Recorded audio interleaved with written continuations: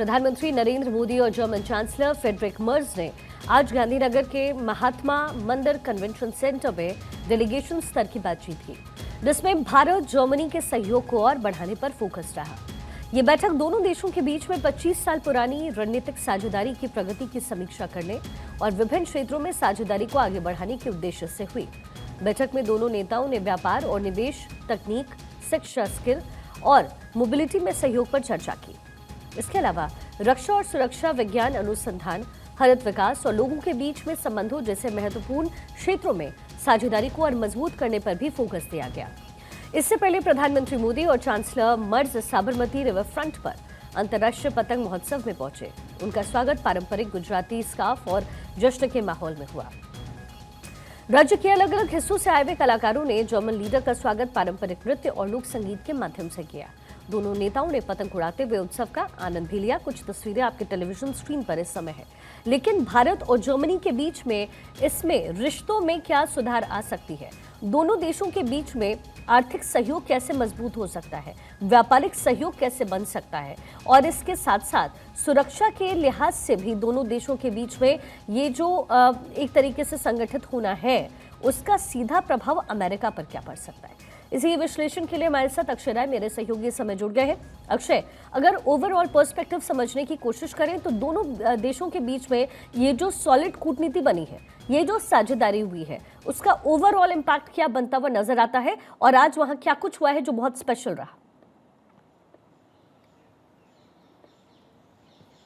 देखिए शिखा, काफ़ी महत्वपूर्ण बैठक और जिस तरह से आज तीसरे दिन प्रधानमंत्री नरेंद्र मोदी ने जर्मन चांसलर के साथ बैठक की। इस बैठक में न सिर्फ सुरक्षा और रक्षा क्षेत्र में आपसी समझौते को बढ़ाने पर चर्चा हुई, बल्कि व्यापार को किस तरह से बढ़ाया जा सकता है। और सबसे बड़ी बात यह है कि ट्रांजिट वीज़ा के जरिए एक तरफ से द्वार जर्मनी ने खोले हैं भारतीय पर्यटकों के लिए। ट्रांजिट वीज़ा अपने आप में बहुत महत्वपूर्ण हो जाता है, क्योंकि वहाँ पर जाएगा और पर्यटन न सिर्फ जर्मनी का बेहतर होगा, बल्कि भारत के साथ जो एक सांस्कृतिक संबंध है वो भी सुधारने में कहीं ना कहीं महत्वपूर्ण भूमिका निभाएगी।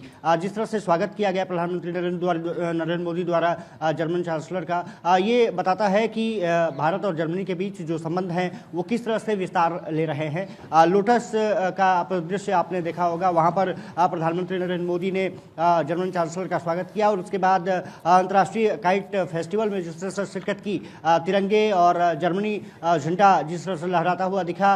कह सकते हैं कि एक बेहतरीन शुरुआत, 25 साल जो संबंध रहे हैं आधुनिक कूटनीतिक संबंध को, उसको विस्तार देने की कवायद के रूप में देखा जा रहा है। रक्षा पर और सुरक्षा पर तो चर्चा हुई ही है। जिस तरह से पनडुब्बी परियोजना को आगे बढ़ाया गया है, 52,000 करोड़ से ज़्यादा की वो परियोजना है। मझगांव में जो शिप डॉकयार्ड बनाया गया है, उसके साथ और जर्मनी के शिप डॉकयार्ड से नेवी को किस तरह से मजबूत किया जा सकता है और नेवल सुरक्षा में किस तरह से एक दूसरे के साथ सहयोग करके आगे बढ़ा जा सकता है, बहुत महत्वपूर्ण हो जाता है। और जर्मनी क्योंकि एक तरफ से कहा जाए तो गेटवे ऑफ यूरोप कहा जा सकता है, तो वहाँ पर निश्चित से व्यापारिक समझौते जो हुए हैं वो बहुत महत्वपूर्ण रहेंगे, खास करके हाइड्रोजन और ग्रीन एनर्जी सेक्टर में जिस तरह से विस्तार से चर्चा हुई है। ये माना जा रहा है कि ये काफ़ी सहयोग बेहतरीन करेगा। ऊर्जा के क्षेत्र में जिस तरह से काम हो रहे हैं दोनों देशों में और एक दूसरे के साथ टेक्नोलॉजी ट्रांसफर की बात रही हो, उनके साथ किस तरह से हाइड्रोजन पर काम किया जा सकता है।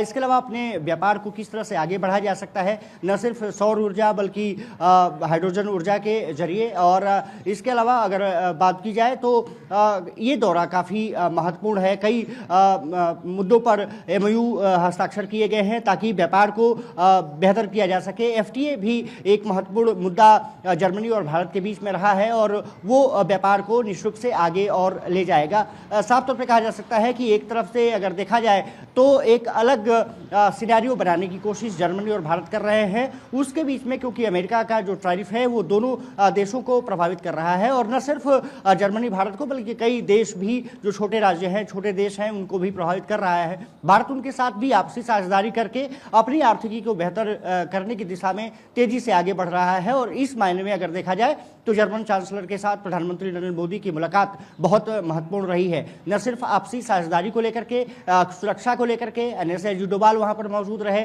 उनके बीच और उनके समकक्ष के बीच MOU किए गए, विदेश मंत्री एस जयशंकर मौजूद रहे, जहां पर विदेश मामलों को लेकर के चर्चा की गई और आपसी साझेदारी को और किस तरह से बेहतर किया जा सकता है। आने वाले समय में माना जा रहा है कि जर्मनी और भारत का न सिर्फ कूटनीतिक संबंध बल्कि व्यापारिक संबंध और विस्तार होने वाला है और ये एक सोची समझी रणनीति का हिस्सा माना जा रहा है, न सिर्फ जर्मनी की तरफ से बल्कि भारत की तरफ से, क्योंकि दोनों ही शक्तियां, भारत अगर साउथ ईस्ट एशिया की बात करें, यहाँ पर अपनी छाप छोड़ने में लगा हुआ है और ग्लोबल साउथ की जिस तरह से बात की जाती है, प्रधानमंत्री नरेंद्र मोदी का हमेशा से एक पक्ष रहा है कि भारत अपनी जो कूटनीतिक साझेदारी है वो दूसरों देशों के साथ किस तरह से आगे बढ़ा रहा है, दूसरे देश उसको कैसे सहयोग कर रहे हैं, इन तमाम मुद्दों पर रहा है। और आज के MOU पर अगर देखें तो न सिर्फ ऊर्जा बल्कि व्यापारिक चीज को और FTO को बढ़ाने के लिए और साथ ही साथ रक्षा और सुरक्षा को लेकर के जिस तरह से शिप व्यापार की बात रही है, नेवल को मजबूत करने की बात रही है, वो महत्वपूर्ण हो जाता है।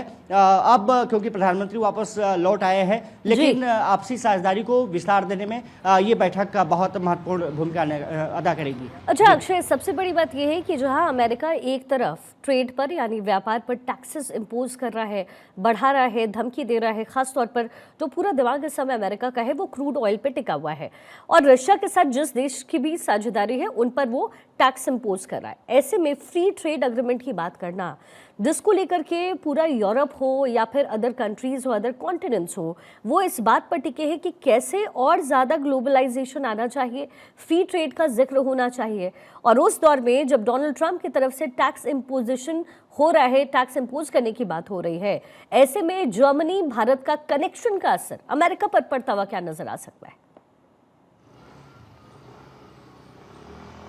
देखिए, सबसे बड़ी बात यह है कि जब ऐसे प्रतिष्ठान, ऐसे देश जब एक दूसरे के साथ सहयोग में आते हैं, निश्चित रूप से वहाँ की करेंसी और भारत की करेंसी से जब तालमेल बेहतर होता है। आपने देखा होगा कि रसिया के साथ जब समझौता हुआ था तो रुपए में डील करने की बात कही गई थी, जो कि भारतीय रुपये को और बेहतर कर सकता है।